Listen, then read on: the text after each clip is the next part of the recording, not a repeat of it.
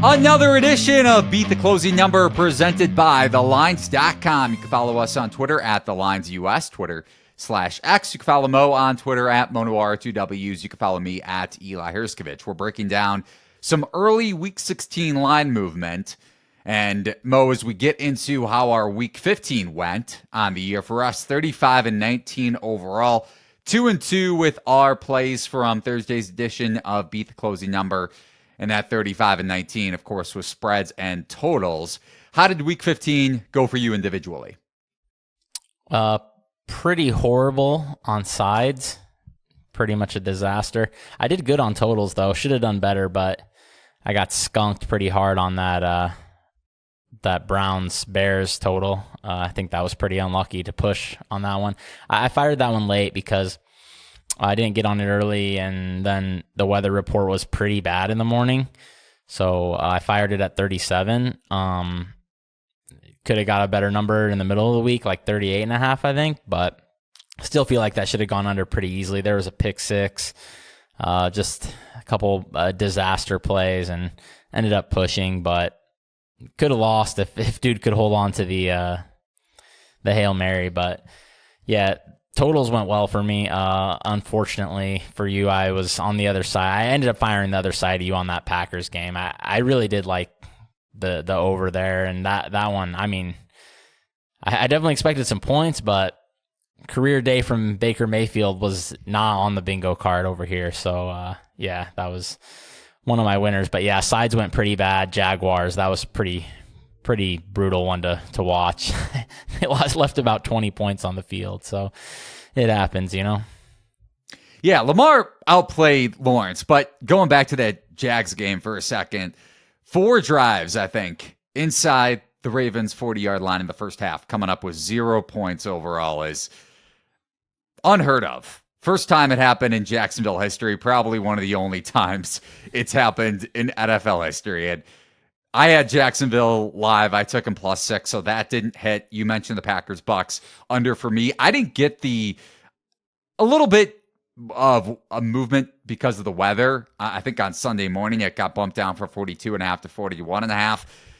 All the injuries, though, I at least anticipated a little bit of positivity in that regard, and it didn't happen. So I kind of disagreed with the total shifting down. I wasn't going to buy out of it just because I still like the script. And like you said, Baker Mayfield absolutely trounced that Packers secondary and a zone defense that historically he struggled with zones, but Joe Barry's defenses obviously provide a little bit of comfort for any quarterback. And we'll get into the Bucks when we touch on Jaguars Bucks in a bit with some of the Week 16 line movement. But some of the other games I fired on, Bears +3.5. So going back to your point on Bears Browns, Robert Tonyan also dropped a wide open touchdown, or at least a huge gain in the first quarter of the first half. So you probably got a bit fortunate on that. But like you said, 2 picks that set the Bears up either inside the Browns 10-yard line or with a touchdown flat out on the pick six and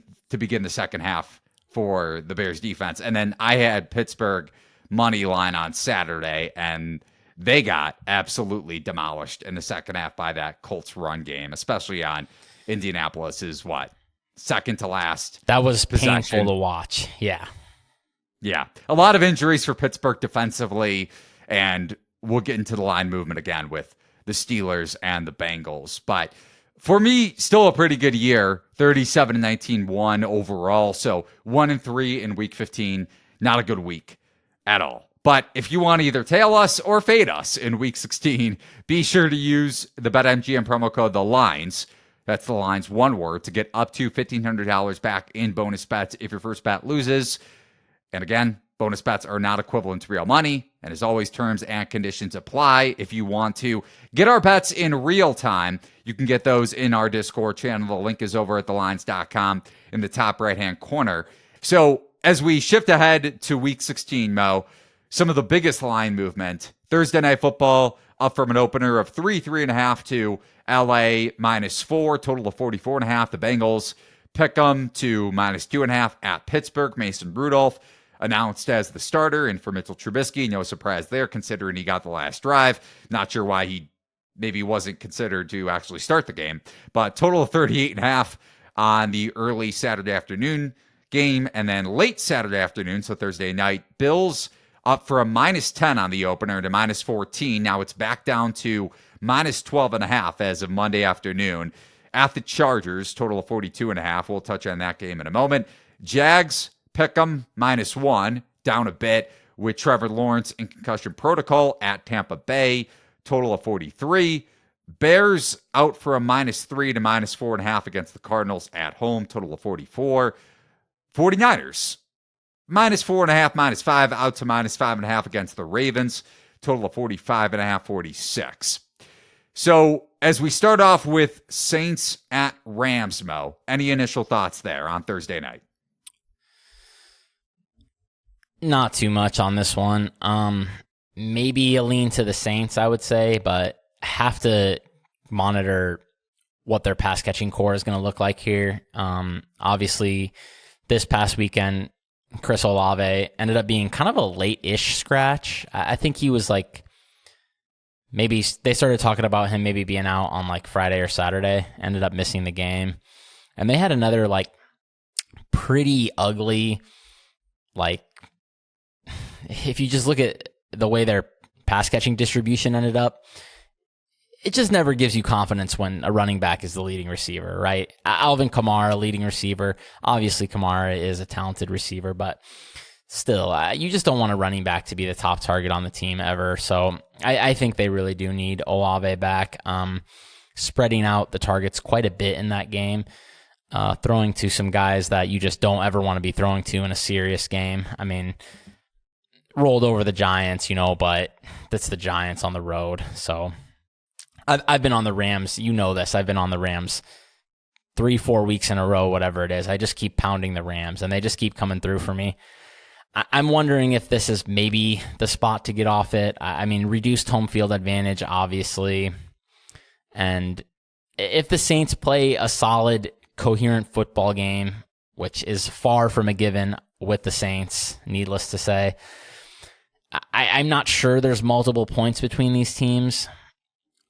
They had an ugly injury report in the middle of last week. I think some of those guys ended up playing, so short week probably hurts them a little bit. But I'm looking at the Saints, but I don't know yet. Anytime the opposing team doesn't put pressure on the passer, I think the Rams should have success on offense. So maybe an over could be in play here as well, but it's two teams that just kind of seem to scuffle a lot in the red zone, even though the stats are telling me the Rams are good in the red zone. But multiple weeks in a row now when I've had the Rams, some frustrating fizzle outs, deep in opposing territory. Kicked a field goal after they drove to the 4 on Washington, 1st and goal this week. And then obviously a couple failures against the Ravens, that may have cost them that game. Yeah, maybe Saints, maybe over, but have to see how things develop on the injury report this week.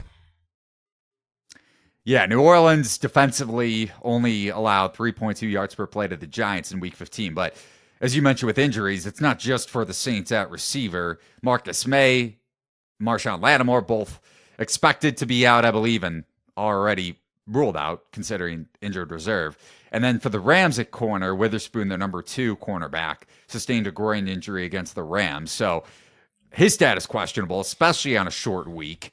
But going back to the Rams offense, since Matt Stafford returned against Seattle in Week 11, they ranked top 6 in both EPA per dropback and passing success rate. And then you factor in Kyron Williams, came back the following week against the Cardinals. So, yeah, on a short week, I don't trust the Saints defense with all those injuries, especially in the secondary. Maybe the Rams offense gets right in the red zone. I go back to the odds to make the playoffs that I mentioned last week before the Rams and Commanders game that you cashed in on LA at. I think the path is there for the Rams at this point. I think they have one of the wild card spots. We'll see. Well, they have the upper hand on Seattle, even if Seattle, as we're recording this on Monday night, doesn't beat the Eagles.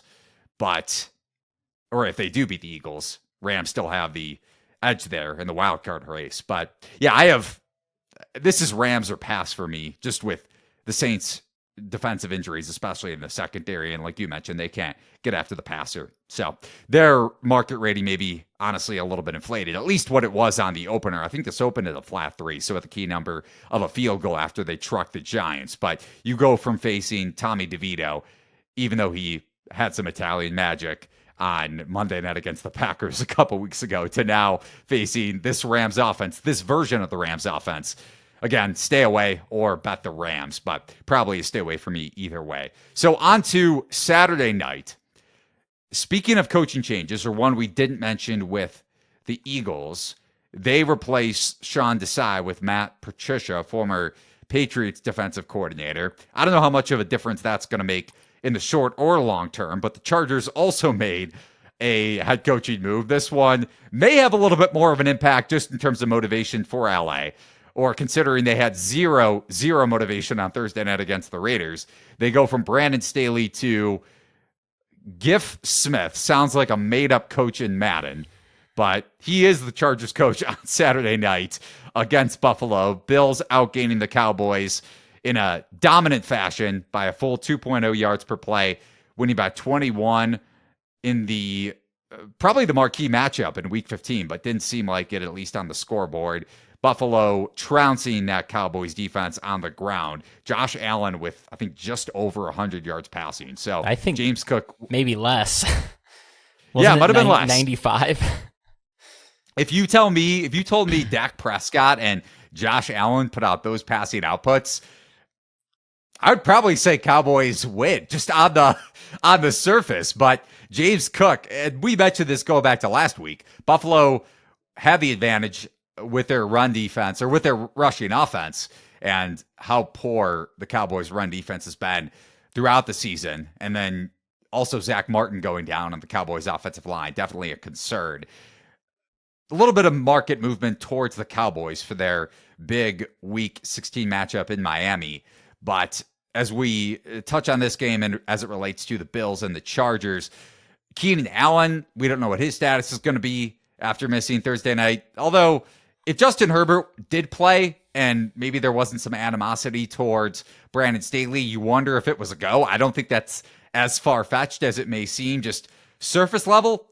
And we know how much the Chargers offense runs through Keenan Allen. Entering Week 15, first read target share, Keenan Allen ranked third among receivers, qualified receivers. A.J. Brown and DJ Moore tied for first. Then Keenan Allen with a 39.7% first read target share. And without Mike Williams, Chargers passing attack and offense in general completely ran through Allen. So if he's a go, even with Easton Stick at quarterback, maybe a little bit of look towards the Chargers, although I would probably have had to consider them a little bit more closely at plus 14 rather than plus 12. But motivational spot for you with the Chargers, or on the flip side, motivational spot with Buffalo trying to fight for their playoff lives, and maybe just overall talent level too. What do you make of this one, though? Well, that's for sure. Motivational spot, I do lean more towards the Chargers, to be honest. It does kind of seem like a flat spot for the Bills. I mean, coming off multiple huge wins, now they're traveling cross country to play a bad team with a backup quarterback. I have to admit that I had to Google who the Chargers coach is. I had no idea either. Hadn't seen that name at all, and I still basically have no idea. All I've seen is the name. I do think maybe the Bills are a little bit overvalued right now. I did see a power rating that had them as the second best team. That's a market power rating, so not anything objective, or subjective rather. But I don't know what to make of this game, man. I mean, I have absolutely no idea what to make of this game. I don't know how anybody could. I mean, I don't know what to make of last week. I mean, you had a Chargers team that was in a spot where they were 3-point dogs and they lose by 50. I mean, did the team just flat out quit on Brandon Staley? I don't know. Or was that just one of those games that, I mean, I know he said like, okay, these games happen in the NFL. I mean, that's obviously an exaggeration. Teams don't regularly lose by 50, but games where like a fumble here and another fumble there, all of a sudden you're buried 21-0 and you're in a negative game script and everything just goes off the rails. Those games do happen. I mean, usually they end up being, 37-10 and not 63-14. But that part I agree with, that sometimes those games do go off the rails and it doesn't like show you the real value of the team. I mean, Easton Stick, like, he has completed passes. Like, it didn't even really ever seem like he had a chance against the Raiders. It was like he came in, fumble, touchdown, fumble, touchdown. Like I said, it's 21-0, and he's not even in a real football game anymore. Even like that pick six was just like, that was like a scripted play, right? Like, he's just supposed to look over and immediately throw it, and some guy read it, and nobody touched him. That's not even his fault, you know? Like, I know people are going to rush to fade Easton Stick. I don't even know what to think of him. Like, I don't even think you can get a read off that game of any sort. And then, the Bills obviously played like a really odd game too, where they just slammed into the line 30 times and they ran for 270 yards against the Cowboys. But is that repeatable at all? I don't know. You know, probably not. But maybe against a Chargers team that's just checked out, it could be. So I don't know what to think of this game other than, honestly, the only thing I maybe lean towards would be over 42.5 here. It does seem a little low if Easton Stick can move the ball. And we know the Bills should score some points. I mean, they pretty much do it every week. So on the low side for a Bills total in general, and not facing a particularly good defense, I do wonder if we could see something like, 31-14, 31-17 type of game. That does go over this pretty low total. Yeah, I would say it was inflated at 14. 11.5, 12. I think market consensus right now is around 12.5. So no real edge for me there. But I think motivationally, if I had to lean, I would probably say Chargers come out with a little bit more fire, but also you need Keenan Allen on the field just to make Easton Stick more comfortable. And while the Chargers defense has been pretty putrid overall, I would guess that they come out with a little more effort. Staley has not been able to fix this defense over the last 3 years, so long time coming for the Chargers to make the change, and probably make the change at GM too. Just, I think the overall consensus, and this was touched on ad nauseum throughout the weekend, but that the Chargers were talented. The depth on this team without a guy like Mike Williams, and then you factor in Keenan Allen missing time. I still kind of veer towards that the 12.5 is a bit over the top, but just considering it did open at 10, and I consider 10, 11 just per my numbers to be closer to fair. That said, I don't know if I'm going to be able to bet this or touch it if Allen is out. So a lot to monitor throughout the week with these first couple games that we're touching on. But on to another game that is very injury plagued.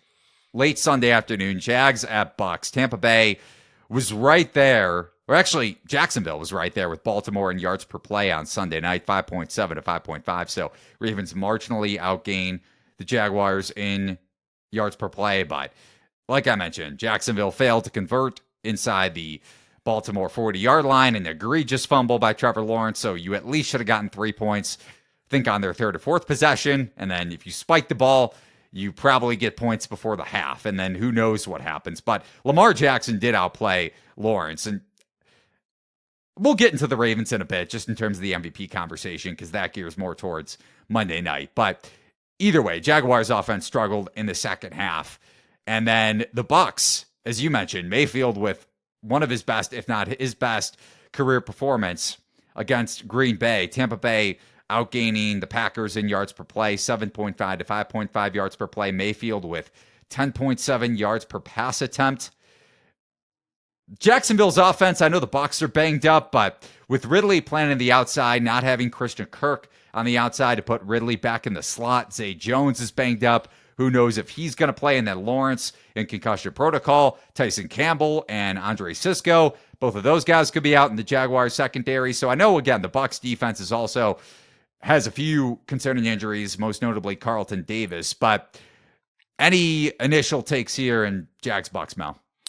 I mean, I feel like this could be a pretty great buy low, sell high spot to take the Jags. I mean, huge move, like you said. Jags were -2.5, -3 favorites when these markets opened last week. But with Trevor Lawrence in concussion protocol, I don't know what's going to happen there. I mean, it can be hard to get out of there in a week. We have seen people do it. if he can do it, I do think I like the Jags here, provided his brains aren't too scrambled. We have seen some quarterbacks come back and really struggle at times. Even like Brock Purdy earlier this year played his worst football of the year after he was in the concussion protocol. So whether that had to do with his supporting cast or potential lingering effects, we don't know. Obviously, they had lost some players in those spots. Yeah, the Bucs, they play a great game against the Packers. Hats off. I did not see that one coming for sure. I thought about betting the Packers. I mean, I'm glad I didn't. Can they do it again? I don't know. I mean, we're still talking about a team that is a week removed from getting absolutely dominated by the Falcons. I mean, they were so lucky to escape with a win in that game, outgained by 2 yards per play. And you have a Jags team that, like we said, they left 1 million points on the field on mostly spots that were just like not super predictive. 2 long missed field goals, which whatever, that can be predictive if the kicker is either bad or there's bad weather, which there was. But no guarantee there will be bad weather here, so probably can just put that one aside. And then you have a touchdown that was called back, which I think pretty much everyone that was watching thought that was going to be a touchdown. I mean, the booth refs like never disagree with these guys on the field. And Terry McAuley was like, yeah, he's down, knee down, butt in the air, has not touched the white yet. This should be a touchdown, and then they just come back, play stands, which whatever. But I mean, should have just been caught clean in the first place, probably. But it did get tipped, so maybe we can give a little leeway there. But yeah, that should have been a touchdown. Fumbled, which, Trevor Lawrence has had fumbling problem, but he wasn't even touched on that play. Like, these were insane situations not to score. And then the end of half gaff, we've seen it happen before. Saw it with the Chiefs, obviously, most notably against the Bengals in the playoffs. It was just poor clock management by the Jaguars, but yeah, it was just incredible that they came out of all these drives without points. Obviously played better than the final score indicated. I mean, lower body injury-wise, like Trevor Lawrence looks fine. I mean, he's moving here and there. He did miss some throws further downfield, but I don't think that was injury-related. We do see that with him at times in general. So, yeah, but like you said, man, the wide receiver situation is looking pretty rough for the Jaguars. Relying on something Parker Washington and something called Elijah Cooks. That's a player I've never seen before, so don't know who that is. He was playing snaps late in the game. Yeah, it's not good. And we saw another poor performance. I touched on this a little bit when we initially talked about that Ravens-Jaguars game. Calvin Ridley's inefficiency at times when he has to play outside. I mean, we saw it again here. 12 targets, 5 catches. I mean, it's just not what you want off 12 targets, right?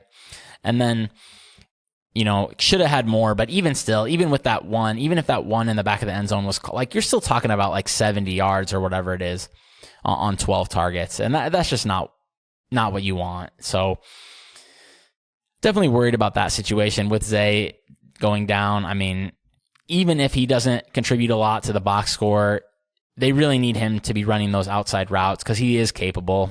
And then, yeah, it's just a mash unit at this point, And on the other side of the ball, though, you have a coaching staff that they had success running the ball against the Packers because we know that the Packers can't stop the run. I mean, we've seen the Chiefs, the Giants, bulldoze this front line past couple of weeks.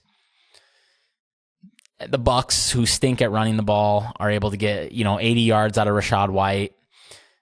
I just know they're going to come in and plunge into the line in a spot where it's not going to work as well as it did against Green Bay, theoretically. So that'll put them a little bit more behind the 8 ball than they were maybe in this game against Green Bay when everything was just clicking on their offense.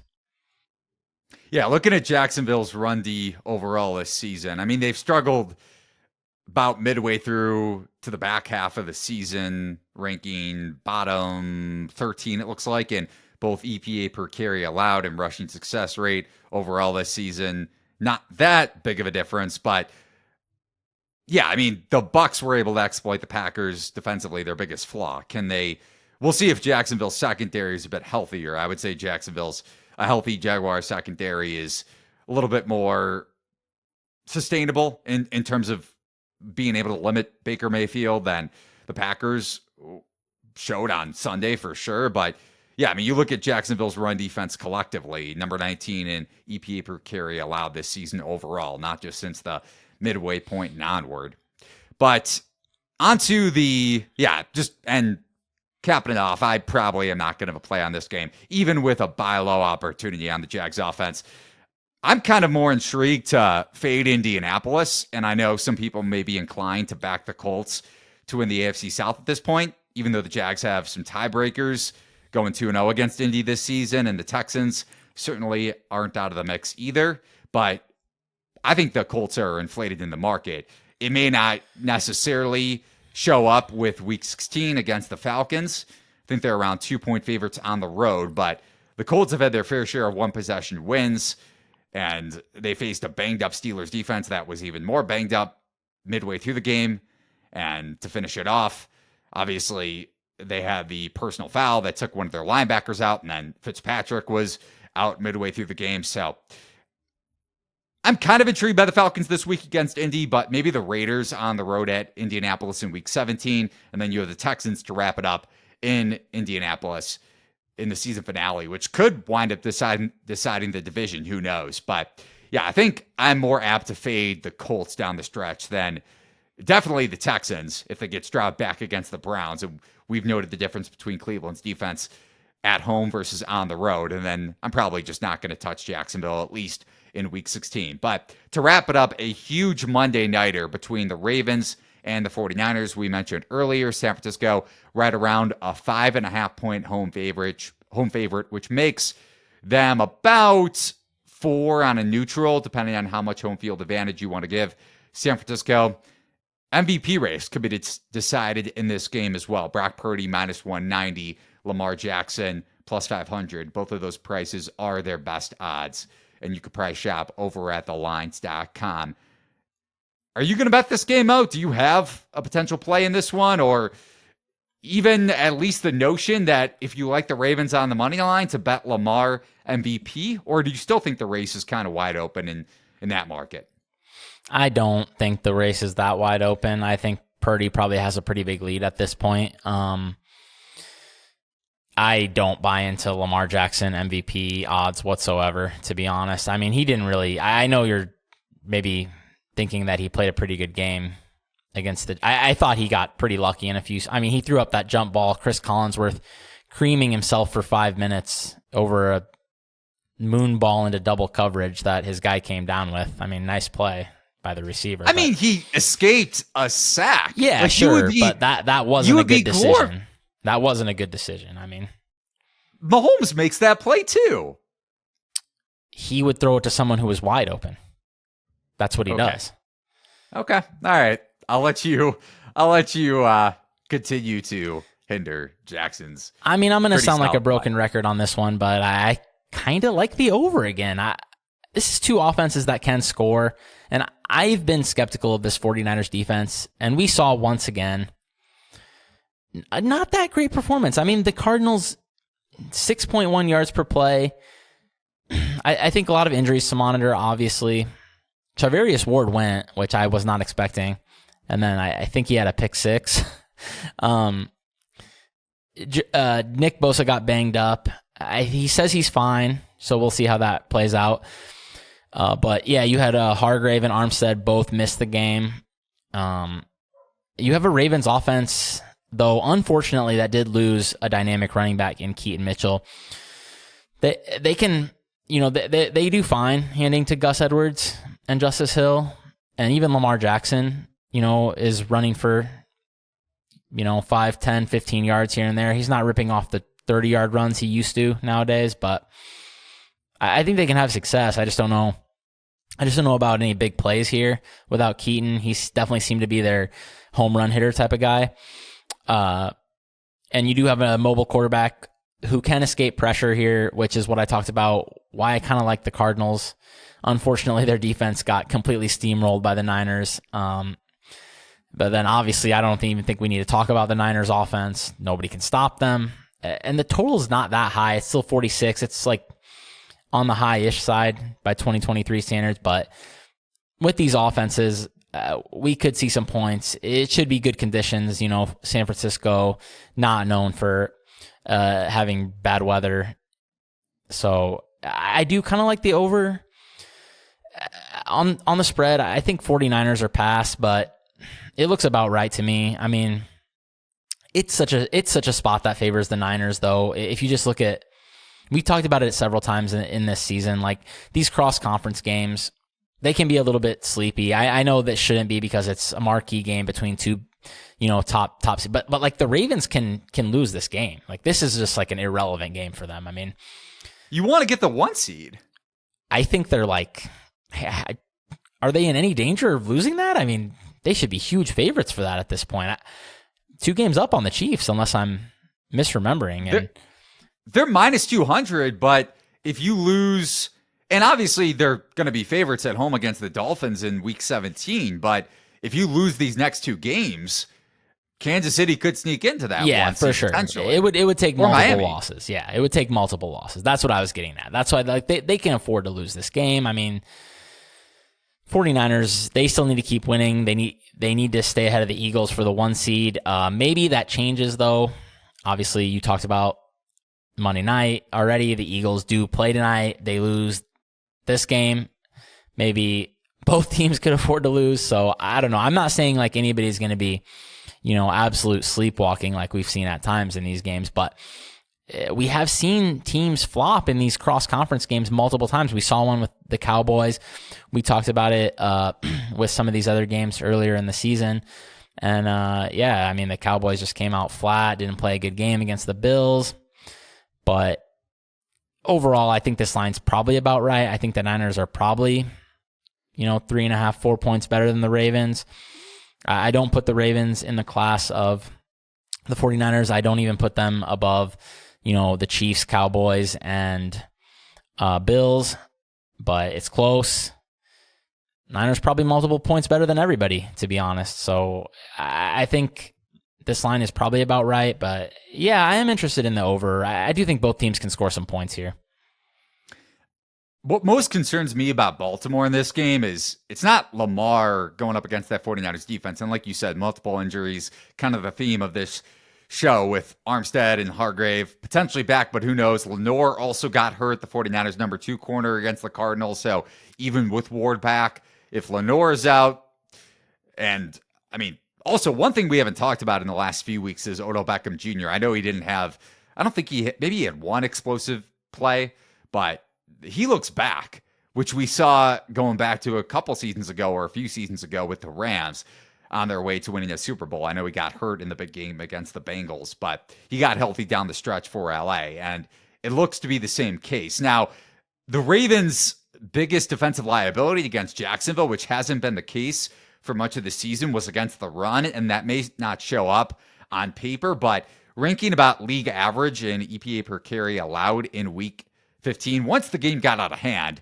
then Baltimore knew what Jacksonville was doing, dropping back. And like we both touched on, Lawrence's inefficiency has kind of plagued him, not only this season, but in his career, whether the concussion played a role or not. But 49ers have one of the best zone rushing schemes in the NFL. Baltimore has that scheme as well, but offensive line has been a bit banged up, especially with Ronnie Stanley, even though he's kind of been ineffective at times this year dealing with that knee injury. Now he has the concussion, so who knows if he goes. Also in the Ravens secondary, Marcus Williams dealing with a groin injury. And then in their backfield, Keaton Mitchell, season-ending knee injury, and he's the most explosive running back by far. I think he was average, and not that yards per carry is the end-all be-all, but especially because we look at more advanced metrics, Mitchell was averaging around 7-8 yards per carry this season. Like, it's a pretty stark drop-off from him to Gus Edwards, even with Justice Hill, who's definitely quicker than Edwards. But yeah, I'm a little concerned with Baltimore's defense in this game. Granted, I think my initial point still stands. If you like the Ravens on the money line, I'm not saying you should or would, but if you do, I think Lamar Jackson, it would take really poor quarterback performances on both sides of the ball for Purdy to either not lock up the MVP on Monday night just because it's a primetime game going up against the guy with the second shortest odds, or like a 13-10 Ravens win where Jackson throws, I don't know, 2 or 3 picks for Lamar to really be losing this or win this game and not at least have similar, if not leapfrog Purdy in the NFL MVP betting market. So maybe we're on opposite sides of the stick there. I'm not saying I'm betting Baltimore on the money line, and I don't know even know if I'm going to touch the Ravens on the spread, but I still kind of think if the Ravens win this game, the likelihood of Lamar winning MVP probably close to 45 or 50%. I think it would take a lot for the Ravens to win this game and Lamar play poorly. Still in the cards, but that's just my takeaway, or at least premise going into this one now. I just think at the end of the day, I mean, MVP award is a lot driven by numbers, and Lamar simply does not have the numbers this year. Like, he has not produced that many, stats that some of these other guys have. I know a lot of people don't want to give Brock Purdy credit, but like I said, I think a lot of voters look at the numbers at the end of the day and they're still going to vote for Purdy. I mean, because he is going to have by far the most impressive numbers. I mean, it's not going to be very close, and the 49ers are very likely to be the 1 seed, no worse than the number 2 seed. And there's definitely a perception that the Ravens' success, even though I personally am very skeptical of their defense, but at the end of the day, this defense has given up the least points in the NFL, I think, or close to it. So I think, there's definitely a perception that the defense has done a lot of the heavy lifting. But like I said, I'm off that, and I think both of these defenses are pretty overrated. So I'm interested in the over here because I like these offenses more than these defenses. Not that I agree with this notion either, but couldn't you say, if you're going to say voters may credit Baltimore's defense, you could easily say that the voters could feel the same way about McCaffrey. And I'm not saying they would split the votes between Purdy and McCaffrey, but just that same concept of giving credit to either another player or another unit. I mean, yeah, everyone knows how good of a situation Brock Purdy is in. Like, it's very obvious, right? But like I said, the bottom line numbers drive a lot of the voting, and that's just the way it works, A couple years ago, it was arguable that Tom Brady might have had a better season than Aaron Rodgers, but touchdown to interception ratio, all that type of thing. I mean, these were all in Rodgers' favor. Green Bay was the number 1 seed, and he won very easily. I don't even think it was close. And,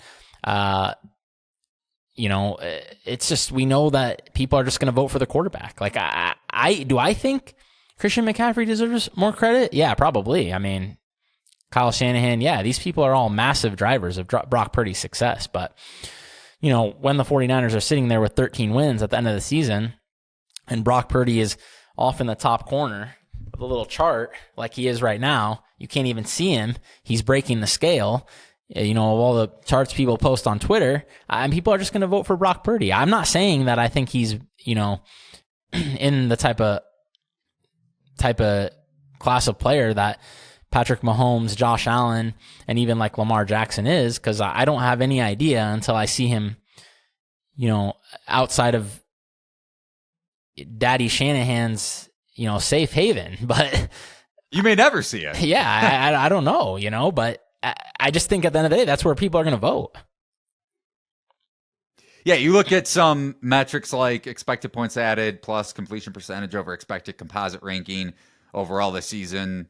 Purdy right there near the top and Jackson behind him. You look at some traditional metrics. Maybe this isn't necessarily traditional, but touchdown percentage.